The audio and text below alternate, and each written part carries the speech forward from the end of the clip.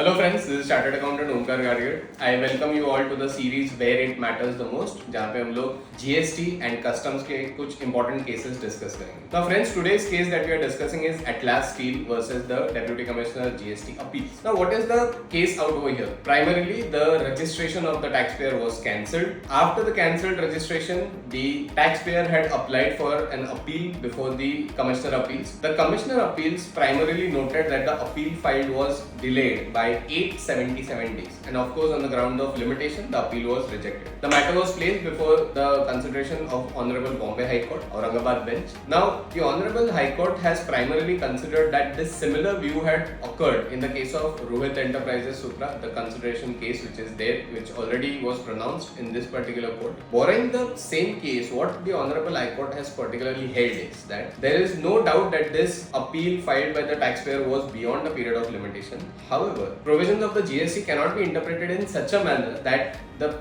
rights given under Article 19(1)(g) and Article 21 of the Constitution would be taken away from any person or any citizen. On the very grounds, this judgment has been given that no doubt there was a period of limitation which had crossed, and of course the Commissioner appeal had no power to extend or grant any condemnation on his own basis. However, since the taxpayer is willing to continue his business and there is no other way to let him continue in his business other than allowing him to restore the registration, the court has stepped up to state that this registration would be restored with a retrospective effect, and of course after making payments of all the dues which are due under this particular act. So friends, in a particular scenario where you have a delayed cancellation of registration appeal being filed also, there is still a remedy available subject to all the judgments which have been given in the past and the reliance placed by the Honorable Bombay High Court even in this case, in the case of Mafatlal Industries, where the constitutional powers and the powers of the Supreme Court have been upheld